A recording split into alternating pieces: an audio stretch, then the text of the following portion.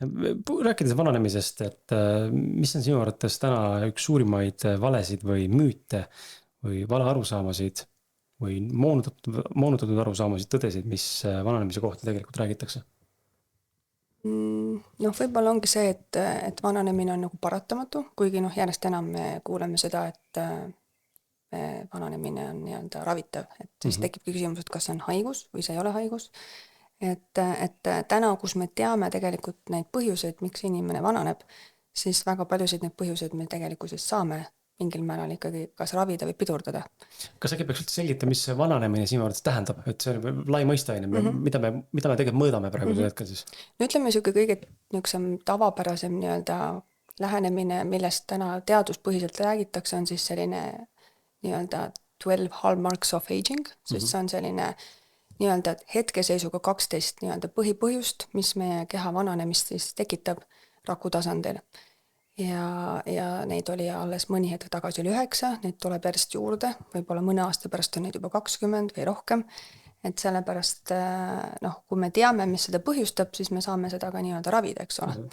Et ma võin nüüd muidugi kiirelt ette lugeda ja natukene sinna selgitusi anda, aga näiteks ongi siis, nagu me teame, siis need DNA kahjustused, mis siis tähendabki seda, et tekib rohkem vigasid meie rakkudes, need hakkavad moonduma ja sealt tekivadki siis need haigused ja ka vähk ja nii edasi. Aga see on generatiivne või? Selles mõttes, et ta ei ole ju, või ta elutsükli jooksul võib ka toimuda DNA kahjustusi? Jah, need tekivad, aga need on nagu vananemisega seoses nii-öelda need DNA kahjustused. Ja need on need asjad, mida me saame mõjutada tegelikkuses. Ja ma loen need lihtsalt ära ja siis ma natuke selgitan ja siis võib-olla mõni on see koht, kus võib-olla võib natuke pikemalt peatuda. Telomeerid on ju, need on siis sellised kromosoomide otsasid kaitsvad nagu kingapaltel on need plastmassjunnid, mis sinna, ja kui nad jäävad järjest lühemaks, siis see tähendabki seda, et nad kuluvad ja rakud ei suuda enam nii hästi jaguneda ja sellest tekivad siis ka nii-öelda need haigused. Ja jällegi on see ka mõjutatav, et kõik need tegelikult täna on mingil määral mingite meetoditega mõjutatavad, ma võin natuke selgitada, kuidas. Siis geenide töö, et geenid on siis küll alles, aga nende nii-öelda sisse ja välja lülitamine on nagu häiritud, et nad enam ei reageeri õieti nii, nagu nad peaksid, kui nad on veel noored ja terved ja nii-öelda aktiivsed ja adekvaatsed. Ja nad ei toimi enam nii optimaalselt, et nende see töö on häiritud. Siis on sellised kahjustunud valgud, need on siis sellised rakud, mis ei suuda kõiki neid vigaseid valke parandada ja neid eemaldada ja siis tekivad niisugused nii-öelda kahjustunud valkude kogumikud. Siis on olemas selline asi nagu autofaagia, see on siis selline puhastusmehhanism, nagu kõvaketast saab täis arvutil, siis ta peaks tegelikult selleks, et siis nii-öelda uut ruumi teha, ta peaks selle kõvakett ära kustutama, sealt eest on ju tänapäeval küll kõvakettad on vist lõpmatud, aga põhimõtteliselt võib-olla see on niisugune lihtsamini arusaadavas keeles inimesele, et see autofaagia on siis selline mehhanism, mis neid nii-öelda kahjustunud osiseid puhastab ja vananedes see mehhanism ka aeglustub. Ja on olemas siis vahendeid, kuidas ka seda saab aktiveerida toitumisega, elustiiliga. On siis sellised toiduained, mis seda soodustavad. Üheks on näiteks kohvi, minu lemmikjook, eks. Ja erinevaid selliseid, ütleme, toiduaineid, mida siis täna on teaduslikult tõestatud, mis seda autofaagiat siis soodustavad ja kiirendavad. Siis on olemas selline asi nagu, mis ma võib välja võtad, no tüvirakud on ju, tüvirakud on siis need, mis aitavad meie keha ise paraneda, et me võime, tüvirakud on siis sellised rakud, mis võivad jaguneda ükskõik milleks, need on siis luuüdis, veres, rasvas ja neid jääb meil aja jooksul vähemaks ja nad ei uuene enam nii kiiresti. Tüvirakke me kasutame ka näiteks esteetilises meditsiinis päris palju selleks, et siis nagu nahka uuendada ja kollageen stimuleerida. Ainevahetus loomulikult aeglustub nagu kõik meie kehas, kõik see toidule, energiavajadusele ja me ei reageeri enam nii adekvaatselt. Kas ainevahetuse aeglustumine, võtan siit korra kinni, kas midagi, mis on, kas ta on sinu arvates, ma küsin, võib-olla sa oskad siis nagu lähtuda mingist allikast, aga et kas ta on sisse kirjutatud by default keha nii-öelda siis funktsioon, et see juhtub paratamatult vanusega läheb siis ainevahetus aeglasemaks või see on ikkagi tingitud sellest eluviisist, mis mõni inimene elab? See on ikkagi üks vananemisega kaasas käib mehhanisme nendest samadest 12 mehhanismist, aga kui me räägime sellest menopausi kontekstis, siis on hästi tihedalt seotud ka ikkagi naissuguhormoonide östrogeeniga, sest kui östrogeen kaob ära, siis automaatselt ka ainevahetus aeglustub ja inimene muutub rohkem siis nii-öelda insuliinresistentseks ja tundetuks.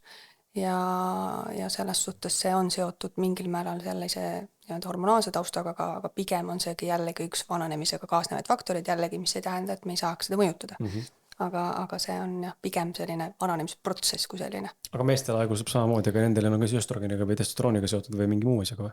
Jah, see östrogeeniga meestel ei ole, pigem on see siis ongi selline vananemine, mis ongi jällegi, et see ainevahetus ongi aeglasem ja ongi kõik see metabolism ja kõik meil aeglustub ja ta ei ole enam selline nagu noorena. Tegelikkuses kõik meie keharakud uuenevad 7 aasta pärast pole meil ühtegi samat rakku enam sisuliselt, et me kogu aeg uueneme, aga lihtsalt see aeglustub kõik 4 aastatega ja et see ainevahetus on lihtsalt üks nendest ja seesama siis nii-öelda see insuliinresistentsus, millest hästi palju räägitakse, et ongi see liigne suhkru tarbimine, mis omakorda viibki selle insuliini tundetuks ja tekibki siis nii-öelda see visceraalne rasvumine, kõik see metaboolne sündroom ja kõik need kroonilised haigused on ju. Et selles suhtes seda on jällegi võimalik siis nii-öelda vältida või siis täiesti ennetada on ju. Okay.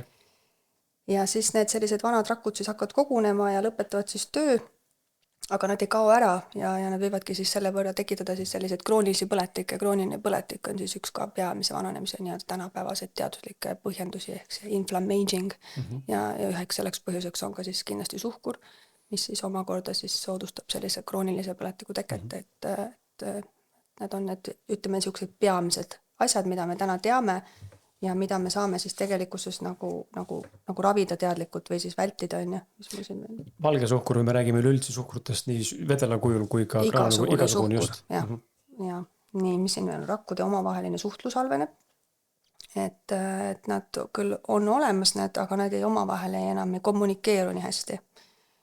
Pidev madal põletik ehk seesama siis see krooniline põletik on nagu üks ikkagi see põhiline asi ja soole mikrobioom, mis ka vananedes siis hakkab kõik see bakterite tasakaal ja viib siis kõik sellele, et me enam need toitained imendu soolestikust nii hästi ja meie immuunsus ja kõik need autoimmuunhaigused ja kõik nii-öelda, et see kõik on omavahel jällegi seotud. Aga see mikrobioom, mis vaid, mikrobioom on väga tugevalt võimalik ikkagi mõjutada. Just. Et need ongi need põhjused, mis täna me teame, mis vananedes toimub, ehk see mikrobioom muutub meil vananedes soole mikrobioom ja need ongi need asjad, kuhu me jõuamegi siis, miks nii palju räägitakse kõikidest nendest asjadest, sest need on mõjutatavad. Ehk me tulemegi siia geneetika ja epigeneetika juurde, eks ole, et 80% tegelikult on meil mõjutatav ehk epigeneetiliselt siis.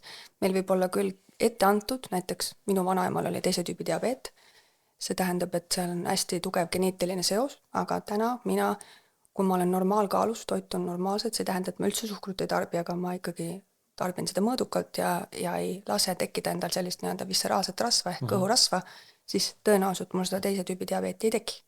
Ehk see on konkreetne haigus, mida ma saan täna vältida, mis sest, et mul on geneetiliselt see võib-olla ette antud, aga täna ma oma elustiiliga hoian selle haigus ära. Ja neid asju on väga palju ehk tegelikult 80%. Et see ongi nüüd see bioloogiline ja kronoloogiline vanus, eks ole. Et me võime passis olla küll ühe numbriga, aga tegelikkuses bioloogilist vanust me saame väga palju erinevate võimaluste, ongi need samade telomeeride pikkusega, erinevate põletike markeritega, mis on väga spetsiifilised, me saame täna oma bioloogilist vanust muuta ja mõjutada ja miks me neid analüüsi teemegi, need geenianalüüsi erinevaid siis nii-öelda bioloogilise vanuse määramisi, et mõtled küll, et vahet ei ole, mis see siis on, aga nüüd ongi see, et kui ma saan teada, et mu bioloogiline vanus on tegelikult 10 aastat vanem, kui ma tegelikult olen, siis on see koht, kus ma peaks hakkama mõtlema, et mida ma selleks teha saaksin, et seda nagu pidurdada või tagasi keerata.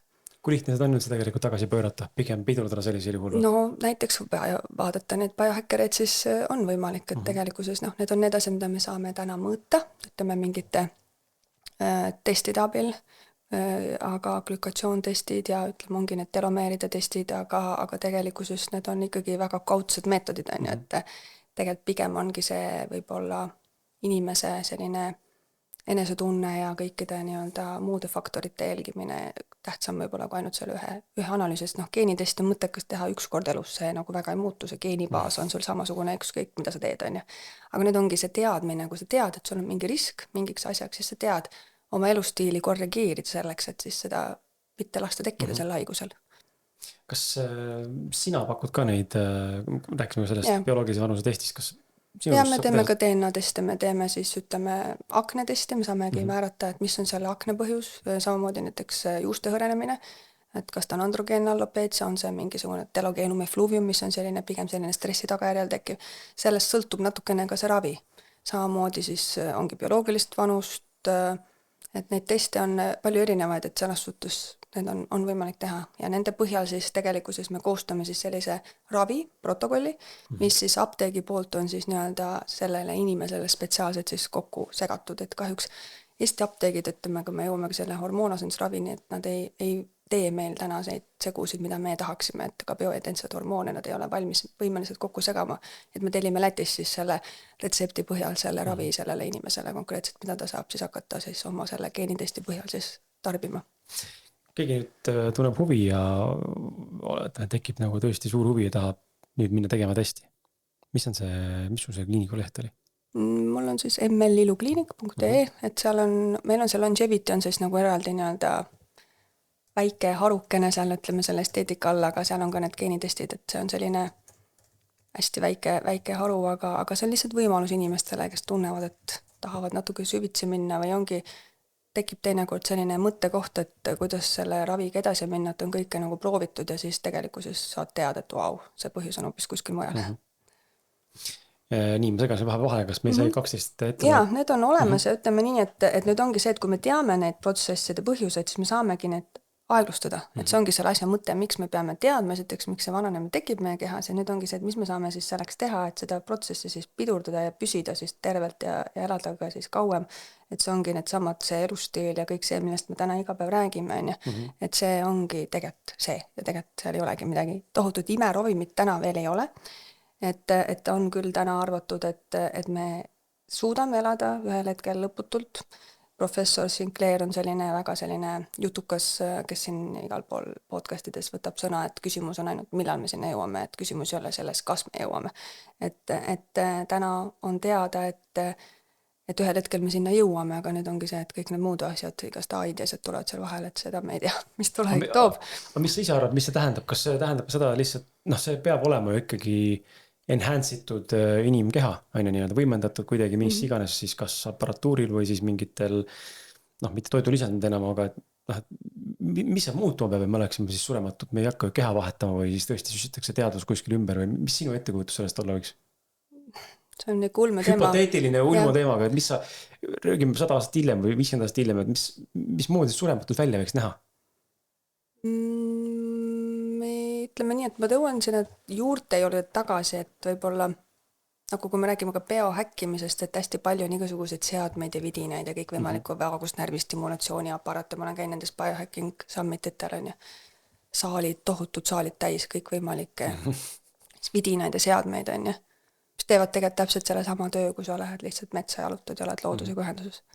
Ja siis sa mõtled, kuuled kuskilt, et see naabri naine, et oli siuke veits nõid, on ju, nõid on siuke natuke nagu halvustab küll, on ju. Aga ta elas mingi 100+ aastat, keegi täpselt ei tea, kui vana ta oli, on ju. See tähendab, et tegelikkuses inimesel on need võimed ja ressursid olemas ja need blue zone riigid, eks ole, mis maailmas on, et seal on väga palju uuritud, siis mis siis neid riike ühendab, miks nad elavad nii kaua. Et seal ongi need samad lähedased suhted, toit, liikumine, meaning, miks ma hommikul ärkan, et olla kasulik, olla vajalik. Et jah, me suudame seda inimest nagu ulmefilmis seal hoida kuskil kapslis võib-olla seda keha, aga tegelikkuses võib-olla, kui me tuleme tagasi juurte juurde ja teades veel kõiki neid muid asju, mida me täna teame, võib-olla sealt me jõuame sinna tegelikult, mis on nagu inimesele rohkem omane. Kui see mingi ulme kosmos, eks ole, et kõik ei hakka kindlasti Brian Johnsoniteks, et selleks pead päris rikas olema. Ma arvan, et seal tekib mingisugune looduslik valik või selektsioon. Lihtsalt inimesi, kes saavad seda enda lubada, kes keelduvad iga hinnast mitte suremast ja siis neid, kes elavad võib-olla päeva lõpuks sama kaua või isegi kauem, aga on lihtsalt looduses ja on õnnelikud ja söövad tervislikku ise kasvatatud toitu, eks ole. Et, ja elavad võib-olla selle võrra palju õnnelikumalt. Et tegelikkuses sa võid seal ju laboris elada, aga kui su elus puudub mõte või elurõõm, siis ma ei ole kindel, et see inimene elab kauem. Ehk siis mõlemad, meil on justkui quick fix ja mitte quick fix nii-öelda. See on nagu selline supportive fix, teine on nagu lifestyle choice. jah, alati see quick fix on ju see, mida kõik küsivad, et anna mulle see rohi, on ju. Et anna mulle see rohi, mis võtab kõik mu kortsud ära ja nii edasi, et kui ma ütlen, et või anna mulle see rohi, mis teeb peenikeseks, täna on see rohi olemas, on ju. Aga kui ma ütlen, et sa pead selleks trenni tegema ja toitumist jälgima, see on liiga keeruline, liiga palju pingutust nõuda, et on ju, et ega inimene on loomult laisk. See on täitsa okei. Et me kõik tahame seda quick fix'i saada tegelikult.